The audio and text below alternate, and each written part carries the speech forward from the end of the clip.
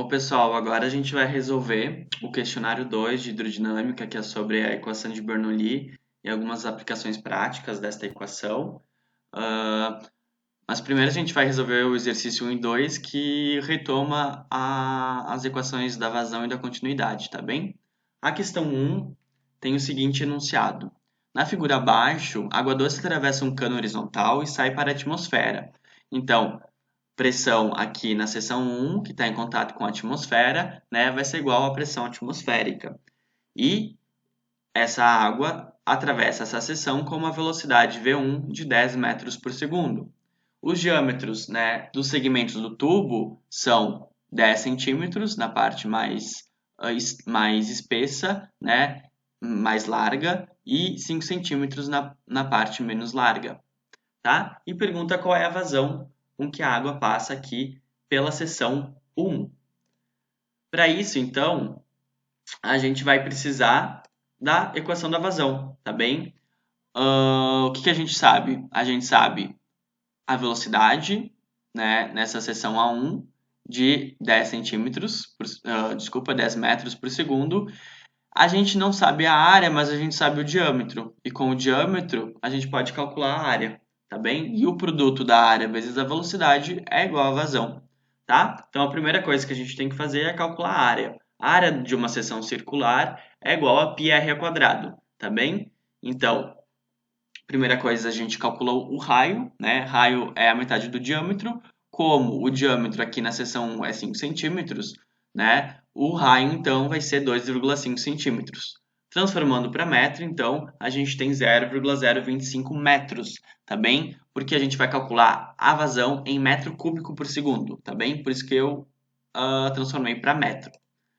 Em seguida, né, calculado então o raio, a gente pode substituir, né, esse valor de 0,025 na fórmula da área e a gente tem uma área de seção de 1,96 vezes 10 a menos 3 metros quadrados, tá bem?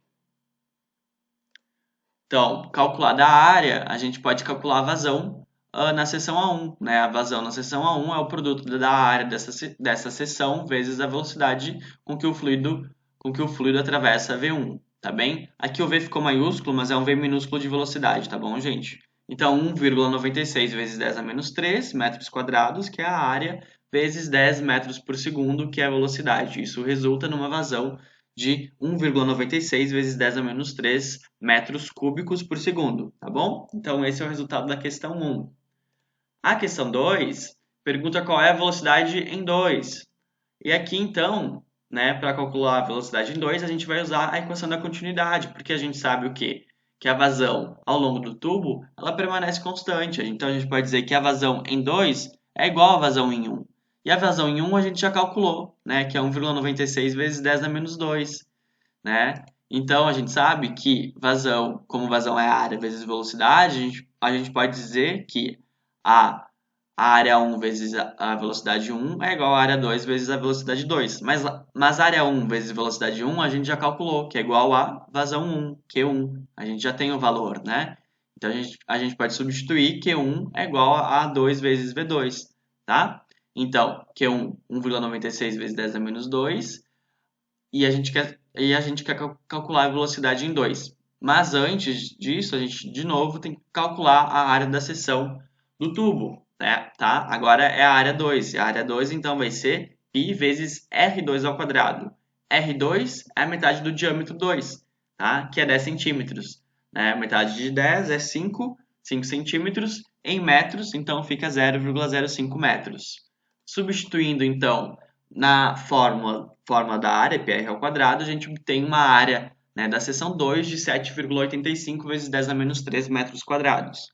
Tá? Substituindo agora, então, essa área aqui na equação da vazão, tá? A gente pode, então, calcular a velocidade. Tá? A velocidade vai ser a vazão dividido pela área.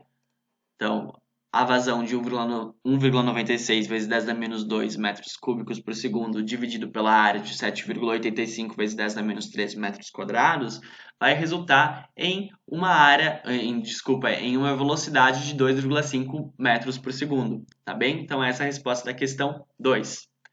A questão 3 pergunta qual é a pressão nesse ponto 2, tá? E para isso a gente vai usar a equação de Bernoulli.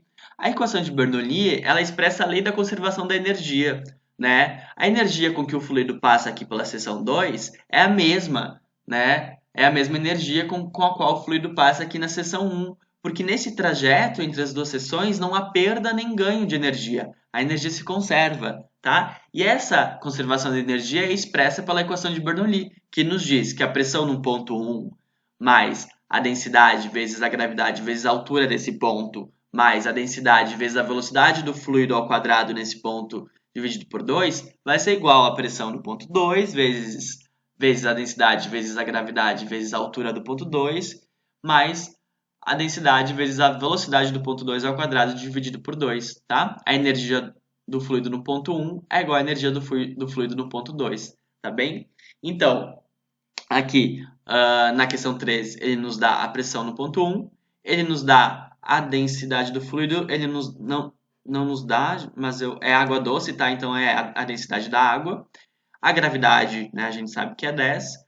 A altura 1 e a altura 2, ele não nos dá, mas a gente sabe aqui que os dois pontos, sempre quando a gente usa Bernoulli, a gente vai considerar os pontos que estão no centro da tubulação. E aqui nesse caso, né, o ponto no centro da seção, na seção 2 da tubulação, está na mesma altura do que o ponto central na seção 1 da tubulação. Então a gente pode dizer que a altura 1 é igual à altura 2, tá bem? Então, com isso, a gente pode cortar o termo DGH nos dois lados da equação, tá? A gente corta, tá? A gente elimina esses termos, resultando, Bernoulli, então, acaba resultando nessa fórmula aqui. P1 mais dV1 ao quadrado sobre 2 é igual a P2 mais dV2 ao quadrado sobre 2, tá bem? Então, agora sim, né, a gente tem P1, a gente tem as velocidades que a gente calculou anteriormente, né, V1 e V2, e a gente tem a densidade da água, que eu tinha esquecido de colocar nos slides anteriores, né, mas a densidade da água doce, então, é igual a 10 na 3 kg por metros cúbicos, tá bem? A pressão 1, né, a primeira coisa, a pressão 1 é igual à pressão atmosférica, que a pressão do tubo está em contato com a atmosfera, né, aqui. Então é 10 na 5 Pascal, a gente tem que passar a pressão para Pascal, tá bem? Então com isso, né, tendo todos esses valores, a gente pode substituir nessa fórmula, tá bem? Então, pressão 1, que é a pressão atmosférica, é 10 na 5, mais D do fluido que atravessa a canalização, que é 10 na 3, vezes a velocidade do ponto 1, que é 10 ao quadrado, dividido por 2, é igual a P2, que a gente quer descobrir, mais a densidade do fluido, que é 10 na 3, vezes 2,5 ao quadrado, dividido por 2. Tá? Aqui, então, eu tirei da potência 10 os termos, tá? Para ficar mais fácil de entender os cálculos. 10 na 5, 100 mil, tá bem? 10 na 3 vezes 10 na 2 dividido por 2, 50 mil, tá? 10 na 13 vezes 2,5 ao quadrado dividido por 2, 3.125. Agora eu vou isolar P2, né? Vou passar o 325 para o outro lado da equação, diminuindo, tá? Dessa fórmula aqui, vou passar para cá, né? 100 mais 50, 100 mil mais 50 mil, 150 mil, menos 3.125, resulta na pressão P2, que é igual a 146.875 Pascal. Botando em notação científica, isso dá, então, 1,47 vezes 10 a 5 Pascal, que é a resposta que vocês tinham no questionário. Tá bem? Gente, a questão 3, ela nos permite tirar uma conclusão bem importante a partir da equação de Bernoulli. Tá bem? Quando a gente compara dois pontos, né, em que as alturas desses pontos são iguais ou ainda muito próximas, a gente pode desprezar, né, o termo DGH na equação de Bernoulli. E a gente pode ter a seguinte relação entre velocidade e pressão do fluido. Quanto menor a velocidade do fluido, maior a pressão. Quanto maior a velocidade do fluido, menor a pressão. Isso a gente observa no resultado dos nossos cálculos, né? Na seção 2, a velocidade é 2,5, tá? E na seção 1, a velocidade é 10, tá? Então, velocidade baixa, pressão alta, tá bom? Velocidade alta, pressão baixa. Então, essa é a conclusão que a gente pode tirar a partir da equação de Bernoulli quando as alturas são iguais ou muito próximas, tá? Velocidade baixa, pressão alta, e velocidade alta, pressão baixa ou pressão Lana Del Rey, tá bem? Então, juntando as conclusões da equação de Bernoulli com a equação da continuidade, a gente pode tirar as seguintes conclusões, tá certo? Quanto, né, comparando dois pontos, né, de uma tubulação com áreas de seções diferentes, tá? Quanto maior a área, menor a velocidade. Isso pela equação da continuidade. E quanto menor a velocidade, maior a pressão. Isso pela equação de Bernoulli, tá bem? Quanto menor a área, maior a velocidade, pela equação da continuidade. E quanto maior a velocidade, menor a pressão, pela equação de Bernoulli. Isso a gente verifica no resultado dos nossos cálculos. Na seção 2, velocidade baixa, tá bem, desculpa, área maior, velocidade menor, pressão maior.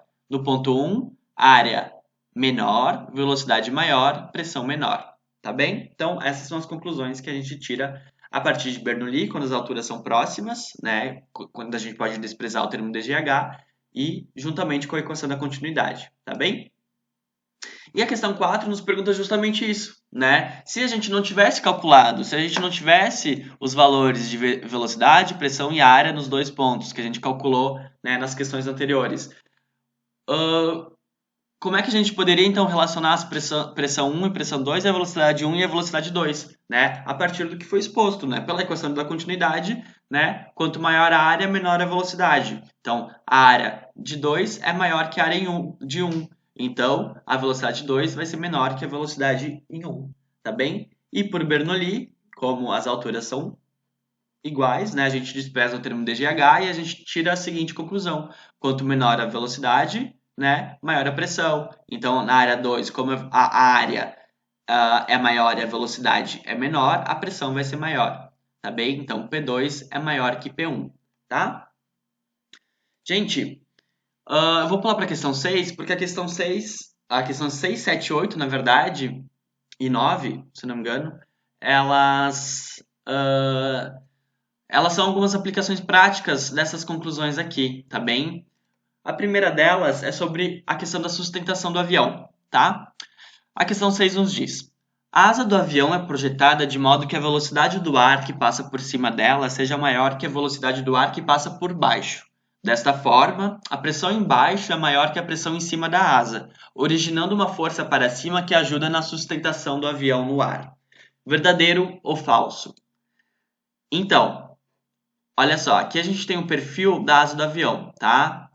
Né, como ela é projetada. E ela é projetada sim, de forma com que a velocidade do ar que passa por cima dela seja,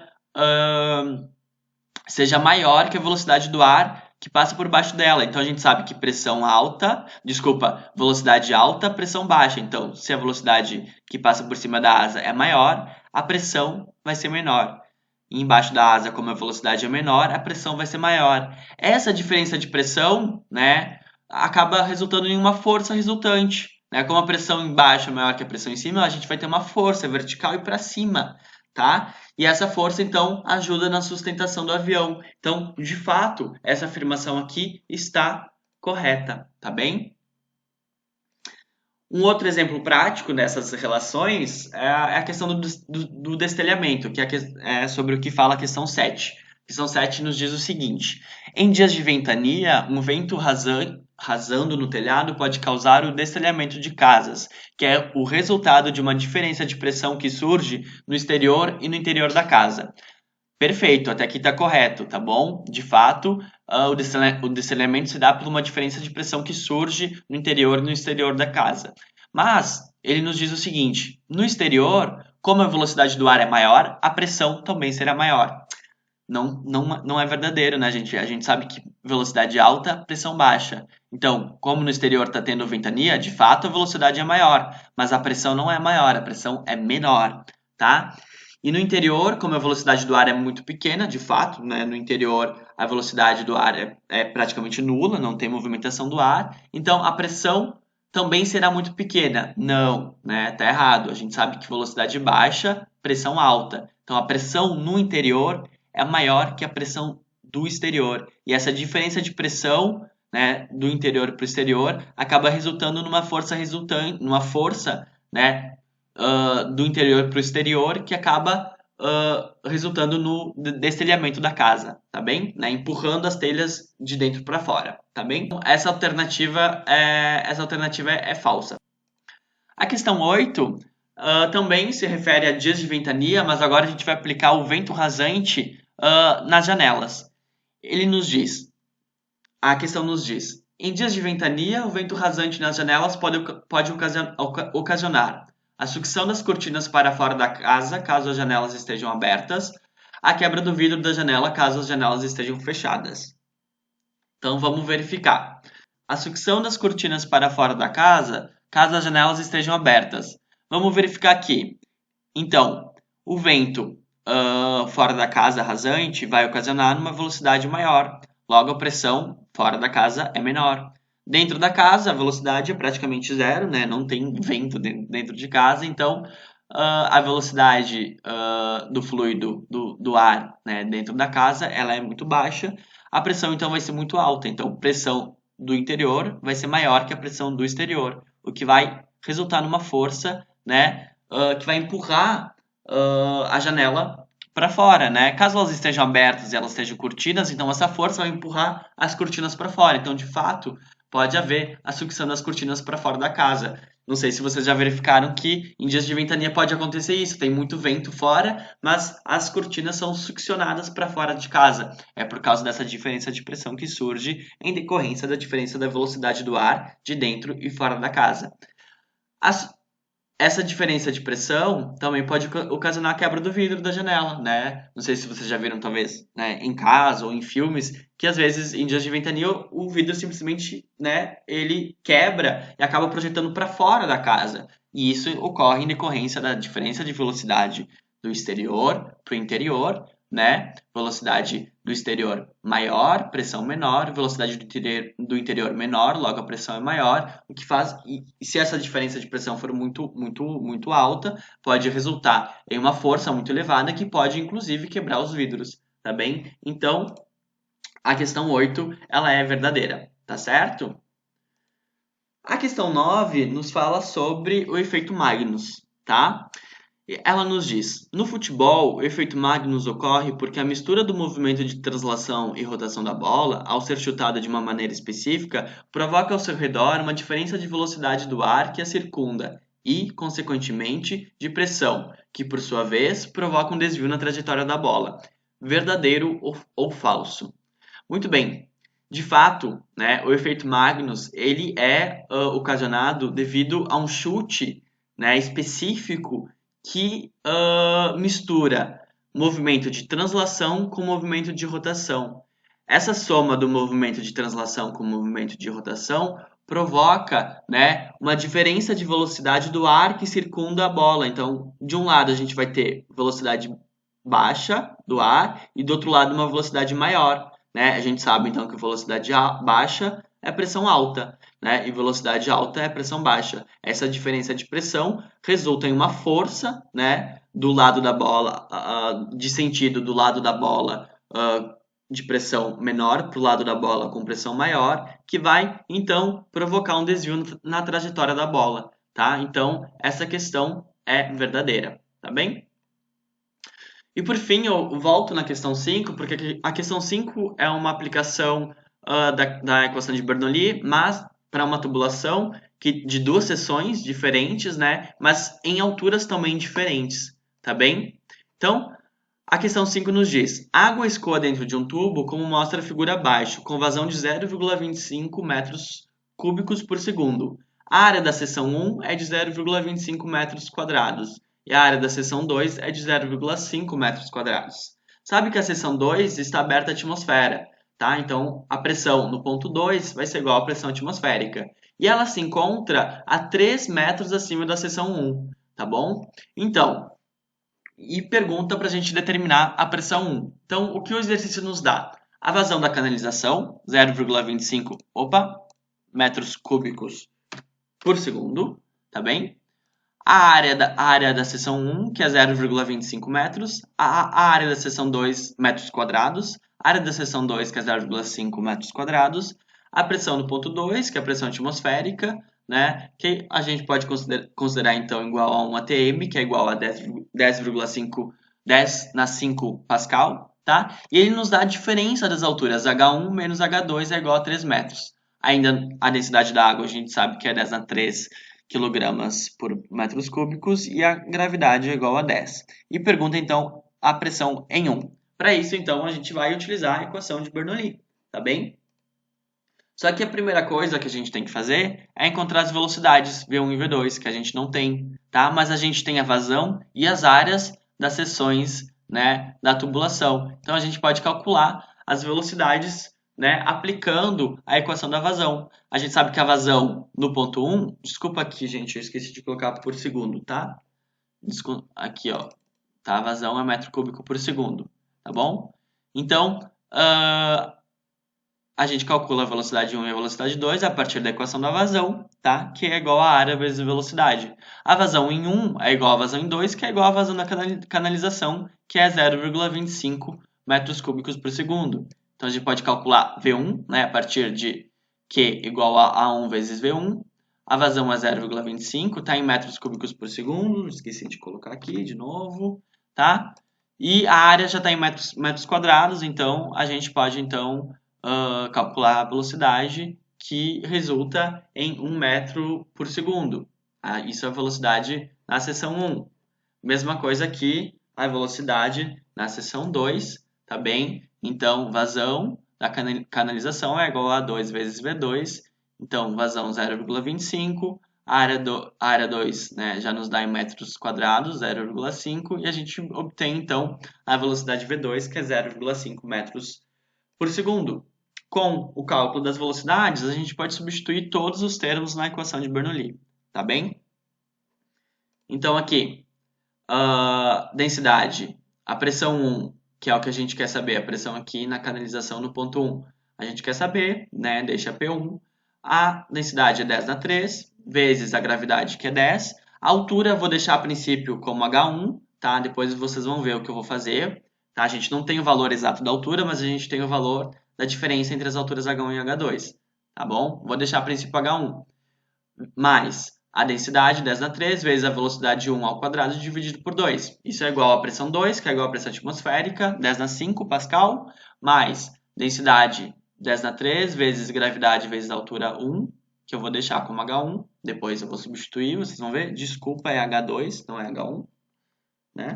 H2, mais 10 na 3 vezes 0,5, que é a velocidade ao quadrado, dividido por 2, tá bem? Então, eu de novo, para vocês entenderem melhor os cálculos, eu estou tirando da potência 10 e colocando o número na forma extensa, tá? Eu vou ter P1 mais 10.000 H1 mais 500 igual a 100.000 mais 10.000 H2 mais 125, tá? Vou isolar P1 aqui, dessa forma, tá?